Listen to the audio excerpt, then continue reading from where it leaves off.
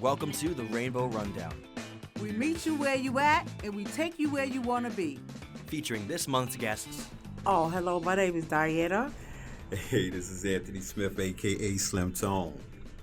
The Rainbow Clubhouse is a rehabilitation program which provides a safe and supportive environment, forging new relationships and uplifting members. Now please sit back, relax, and enjoy this month's Taste of the Rainbow. Hey, welcome to the Rainbow Rundown. We got a special guest in the house, Diana. Diane, how you doing? I'm doing fine today, and you? Okay. Welcome to the Rainbow Rundown. You're part of the Rainbow Club just as well as I am, and it's around the holidays times, and I got a lot I want to ask you about. Find out about who you are and how did you get involved in Rainbow Club. We had Thanksgiving dinner here at the Rainbow Club last week, and you participated in making a meal. Yes. Yeah, we want to talk a little bit about that. But first, before we get into that, I want to know how did you get in? How did you get here? And what is your role here? What do you do? Oh, I got here in 2005. I was a member. Okay. Then I was hired 8 years ago, and I've been working ever since. So I'm also a member Mm-hmm. as a worker here. Right. So I'm listed with a diagnosis like everybody else around here. Okay.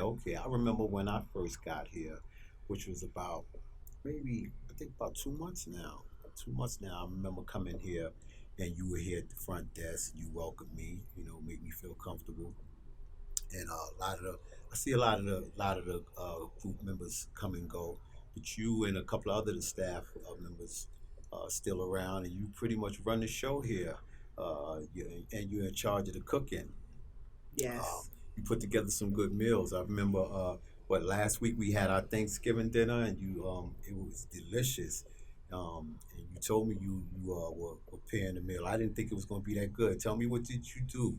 Get the audience, let them know what you prepare. For Thanksgiving meal, we prepared a turkey, ham, a roast pork, collard greens, macaroni and cheese, rice and beans, Ooh. macaroni salad, Mm. tuna salad, cornbread.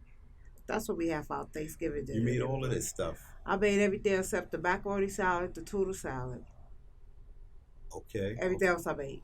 Okay, I remember having some of that cabbage, and it was so good, so good. Oh, did you did that on your own? Is something? Yeah, I did the cabbage for Christmas dinner that just passed. Did you learn making that on your own, or is this a tradition from your family?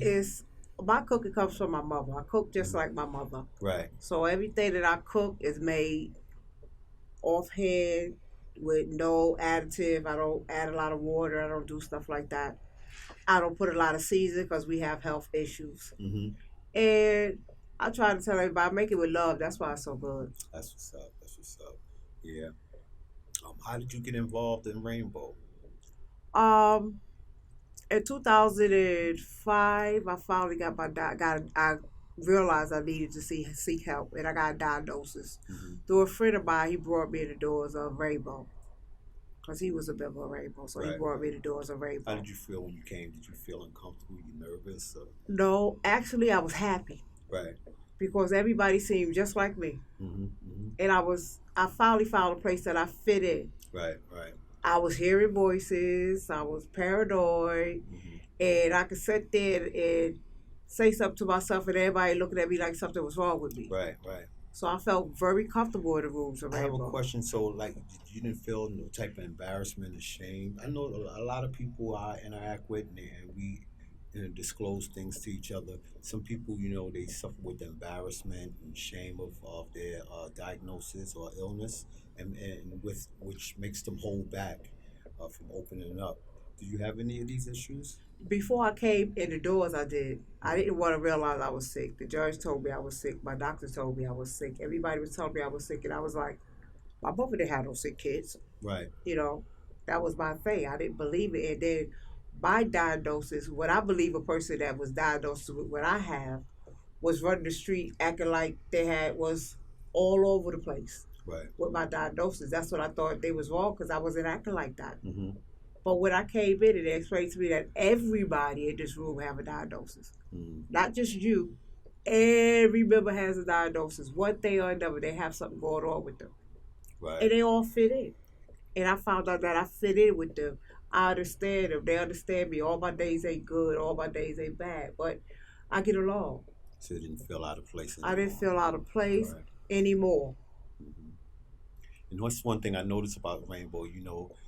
For some of the long-term members that's there, everybody just come in and they fit in like family. Everybody sit, they interact, we talk, we eat, and just kick conversations back and forth. Daily activities, worldly activities. We kick back and forth, and sometimes it get to the point where that we have to tell, oh, listen, y'all, you're a little too loud. You hold it Yeah. down. Somebody else is over here doing work. So it's the comfortability that makes me feel comfortable. You know, um, so we were talking about the food that was made for the holidays. What do the holidays mean to you? I like all holidays. Anytime there's a celebration with family and friends, I Hmm. enjoy it. I enjoy cooking. I like to be around people. I like to interact with all different types and understand what's going on in their situation. And I'm basically a people person that can get along with anybody at any situation, Hmm. because also say to a lot of people that I don't know if it offend them or not, but some of us are sicker than others. Hmm. And we just don't understand it. But we have to realize that when we speaking to one another. Right, right. I grew up celebrating the holidays with my family, but then my experiences in life took me away from the celebrating of the holidays, but interacting with the families is a big deal to me. So I look forward to seeing my family during the holiday time. That's just one of the beautiful things of the year that I look forward to. And being here in Rainbow, it's like, my experience of sharing the holidays so far, it's like family gathering together. If we don't show, if we have a schedule that's taking us away from being here, if not every day, every other day, we know them holidays during time in Rainbow, we're guaranteed to see some of our peers we haven't seen in a while. Yes. So that's a beautiful thing. Um, what's the holidays like for you and with your kids though? I don't have any kids. I never had any kids. Okay. It's just me and my mom had a very small family on her side, which she raised us. It was only like six of us and like nine outside of that. So we have a very small family. It's about a total of 15 Hmm. close members. And the rest of us great nieces and great uncles and stuff like that. But it's like 15 of us, and like out of the 15 of us, four of us are left. So it's like 11 of us left. Right. So I stay close with my sister and my brother. I got a set of twin sisters. I stay close with them. I got an older brother. I stay close with him. And it's my two older aunts, and that's about it. But the holiday, I get the we talk all every day. We want them loving families. We call them. I just call and say I love you. Right. You Right. know, Right. we do this every day. We call and recognize each other every day, good, bad, or indifferent.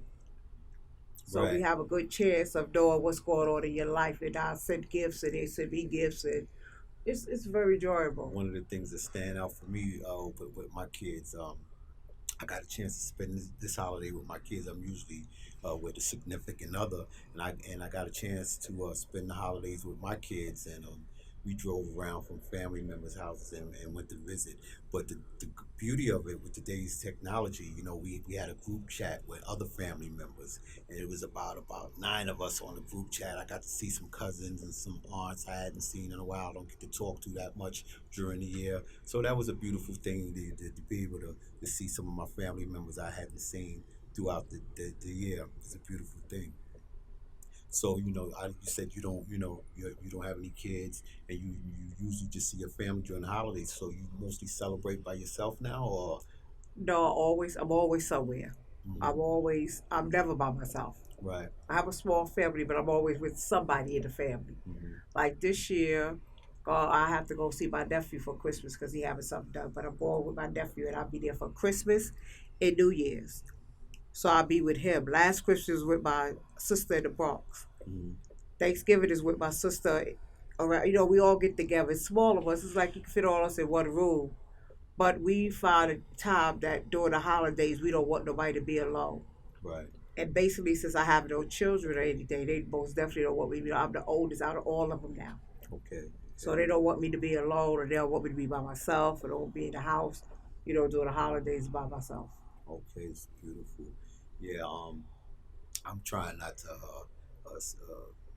isolate myself and keep my time productive especially here in the Rainbow Shop, I'm picking up more responsibilities and trying to interact with more of my peers. And I'm finding out that most of my peers, they really adapting to the program. There's some changes that's going on, but I think the changes that's coming along it has a downside, but there's an upside to it. Um, what are you most thankful for this Christmas? I'm thankful for the change that's going on there, that we can get more people involved with doing daily stuff, that we get more people involved with getting their self to a point where they not only come here to eat, but come here to do something. Right. Take care of themselves. Maybe they want to further their education. Get into a couple of workshops. Do numbers of things. Don't isolate yourself. Talk to some people. And I enjoy the change that's going on with the program because I've been here about 8 years. So Okay. I have seen a lot of things change for the better and change for the worse. And this is one of the things that I see is changing for the better. And I think it's going to work out if we just get the people involved and keep them on their P's and Q's. Right, right. And I noticed that they're having more outside entities come in. We had some guests come up to the Rainbow Club this week. Someone from Chase Yes. came and spoke.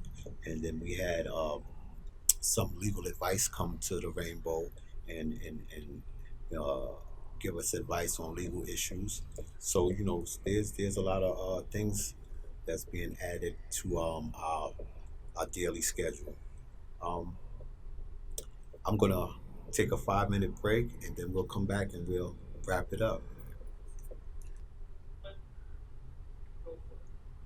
So as a kid, coming up, did you realize that you had issues with any type of mental issues? No, I didn't realize I had any issues about anything. I know I was one of those that didn't like kids. Right. I did like them. They was rude. They was disrespectful, and I didn't like them far as I can remember. And I was like 8, 9 years old. I would go to the park and swing by myself because I didn't want to be around them. Or I would go sit by myself or go sit with one of the people that's playing chess or checkers or doing the older people. Right, But right. I never did kids. So at what age did you figure that there was some issues going on? It was something that just didn't sit right with you. I didn't figure. Everybody knew but me. I was the last one to know. Everybody, like I said before, the judge knew, the doctors knew, my friend Bob knew, everybody knew something was wrong with Diane, except Diane. Hmm. And I didn't get it until the last time I got arrested. And the judge said, well, if you come here again, you're going to Bedford. You need to seek help. Were there any violent situations with That's you? my whole life. If I don't like what you say, I'll punch you in your face. Oh my God. And I had a bad problem with doing that. My diagnosis is schizophrenia, Right, borderline bipolar, right, right. depression, anxiety. It's just a list of things that like roll down here. They have me with dysthymia, which is a deep depression. So that can be scary as a individual person going through certain issues and not knowing or not understanding why uh, I might be acting out this way, or why I might be getting upset, not realizing, uh, not understanding why I feel out of place. Um, But my experience with feeling out of place when I didn't understand it then, I always thought it was your problem that you got hit. I didn't blame myself for anything. Anything that occurred in my life before my diagnosis, I blamed on other people until I had to get diagnosis and read up on what was my diagnosis. right, right, right. So as you started educating yourself, did were you in denial? Did you just accept it, or did it take time for you to accept it? It did take time for me to accept it because I was in denial for so long that there was nothing wrong with me. Right, I knew I was different, but I didn't know I was that different that I right. had a diagnosis. Mhm. I thought it was just that I had an attitude problem, and if you didn't get in my face, you wouldn't have that problem with me. Right now, you accepting your diagnosis and you reflect on your life as a child. Do you feel like maybe your illness caused you problems or caused situations for you in school? Yes, it had. My illness caused me a lot of problems. My illness caused me to do things in school to people that I know at this time was because of my illness. Well, when I say okay, I mean there's a lot of areas I would wonder if it caused you issues with. Far as did it cause you issues with learning? Did you have a problem understanding work, classwork or schoolwork or anything? I didn't have a problem with understanding classwork. That wasn't my problem with classwork and schoolwork and stuff like that. Right. My problem was people, individuals saying stuff, and my mother took it as I didn't have a middle, and as other words, I go from 1 to 100. I don't have nothing in between. Okay. So she always used to say, she just don't have a middle. She'll be okay. And that was, I guess, that was back when I was at least in the third grade. Hmm. That I had these issues going on with me, that I didn't have a middle, that I realized that I had to stay away from certain people because if they said something to me, I just went to the maximum. Right. Right. Right. Wow. But she never got me tested. I never went to the doctor for it. I never did anything to help my issues. So you completed school without ever I stopped in the 10th grade and went and got a GED.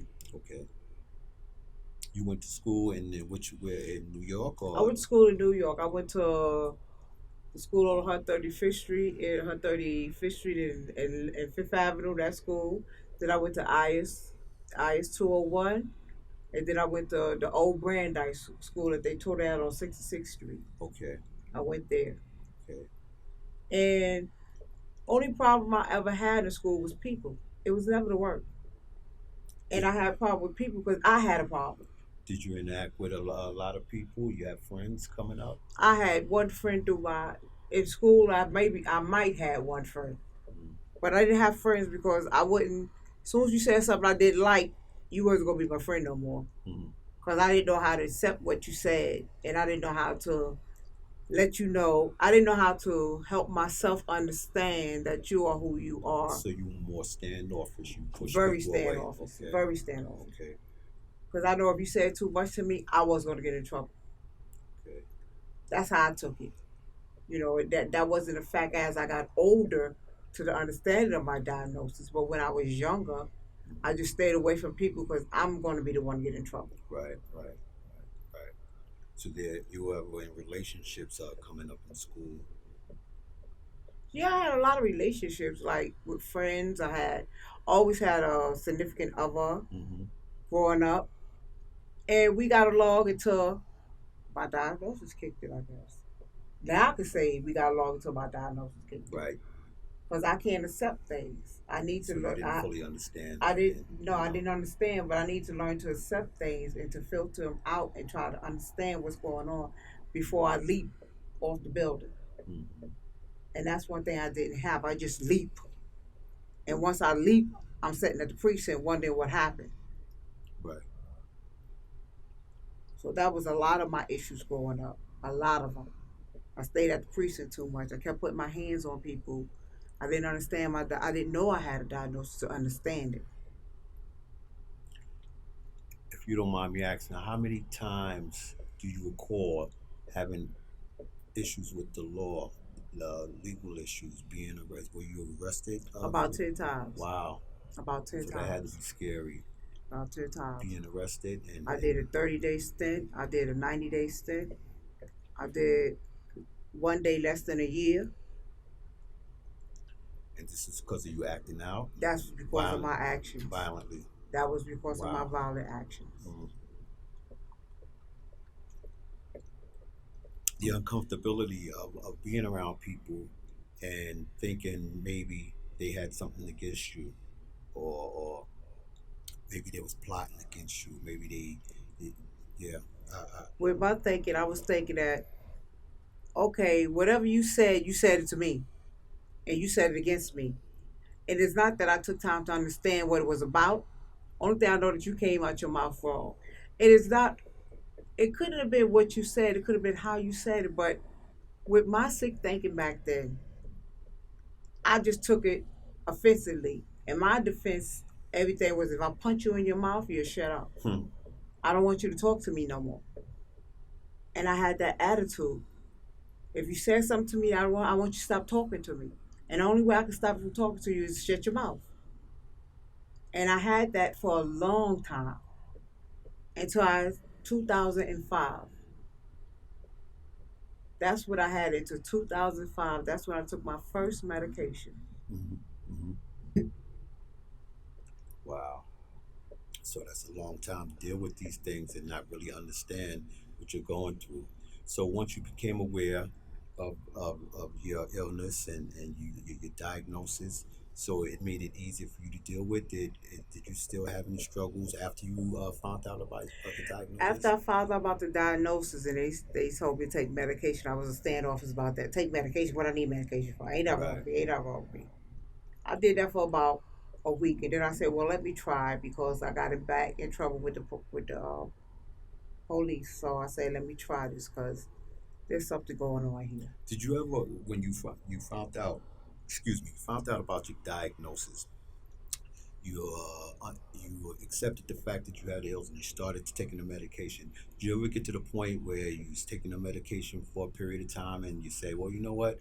I feel all right. I don't think there's nothing wrong with me and just stop the Yes, I medication. did. Yes, I Okay, and did. then And I what? went from 0 to 100 going downhill. How fast did that take place? That took in at least 48 hours. I started seeing myself slip into my old habits. Okay, In a week, I was my old habit. I had the same attitude. I had the same grip on life. And I noticed that. I noticed that I'm two people. My name is Diana, but right now I'm Diana. Diana is mean and nasty. wow. She is mean and nasty. So now you realize after not taking the medication for a while, there's something going on. So did you come to the conclusion I need to take the medication, or did you go through an episode that caused you to take the medication? I talked to my friend, and he noticed how I was acting. And he was like, "Why don't you just take the medication?" I said, "Well, it worked for me once, but I can't take this medication for the rest of my, Right, I'm trying to find an excuse why I can't take the medication when I just said it worked for me. But that was in my sick day, so I'm saying something that don't mean anything because if it worked for you, why aren't you taking it?" right, right. But my sick thinking didn't catch up with that part. I'm just talking it for taking the medication. Okay. So I started back taking the medication, and I haven't been off. They changed the medication, but I haven't been off my medication. I haven't been to the hospital, and I haven't been back to precinct since 2006. Wow. Okay. So once you started back taking the medication, a friend talked to you and said, try taking your medication. So once you took the medication, you accepted the fact that, hey, maybe I just need to continue this. It won't cause me to act out. Right, I need to take that medication to balance me. I read somewhere that is that I have a some kind of unbalance in my brain Okay. that makes me have these thoughts and the visions and the anger. It's an unbalance, a chemical that I need to have in my brain, and the medication provides that for me. So the medication put me back to Diana, calms me down. I can take everything with a grain of salt. No matter what you say or how you say it, doesn't bother me. Hmm. I'll tell you, okay, cuss me out. I'll say, okay, it doesn't bother me, whatever you say, as long as I'm taking my medication. But if I don't take my medication, you can't say too much of anything to me because I take it offensively. Have you had issues with maybe some of the peers here that come to you and say, "Hey, Diana, I'm having problems with this. I'm not understanding that." Maybe actual advice as far as medication is concerned, or I even tell everybody, take your medication. Try to take your medication. See if it worked for you. If it worked for you and you're doing well, then don't complain about it. Just keep doing what you're doing to keep yourself well. right. I tell everybody that I'm not gonna tell you what not to do and what to do, but if something working for you, continue to do it. If you didn't like where you acted 6 months ago, and now that you start taking this and you act different, and you can realize how you was 6 months ago, keep doing what you're doing now because you can realize what you was doing wrong then. So there's a lot we can get from out of being here in the Rainbow Club. Um, I'm glad you had the opportunity to come and share this time with me, share some of your experiences, and I'm learning. I'm also learning while I'm here. Um, it's been easy for me with me and my issues since I've been in Rainbow. I learned a lot from my peers like you, and I'm glad to be a part of this group. But before we wrap things up, I like to always give the guests a trivia, some type of trivia, and I'm going to give you a holiday trivia. So coming up as a kid, me and you are about this around the same age, and I remember as a kid always watching the March of the Wooden Soldiers. That's one of the holiday favorites. Laura and Hardy, March of the Wooden Soldiers. Now, this place where the story took place, could you tell me what was the name of the place where they were? The March Soldiers. Soldiers, March of the Wooden Soldiers, Laura and Hardy, the place that they lived in. I'll give you. With my sick thinking, I can't tell you. I know the picture, but I never paid the mind to where they lived at. It was Toyland. It was Toyland. Toyland. I like the. We used to watch the same thing every year. Never miss it. Either was Thanksgiving or Christmas. You was guaranteed to see To that watch the movie. Wood Soldiers Mhm. in a Miracle on 34th The Street. Miracle on 34th Street. Diane, it's good to have you here, and hopefully you'll come back and sit with us again and enjoy the holidays. It's nice talking to you. Thanks for sharing with me. This is Slim Tone, aka Anthony Smith. We're wrapping up the Rainbow Rundown. See you again next time. Thank you.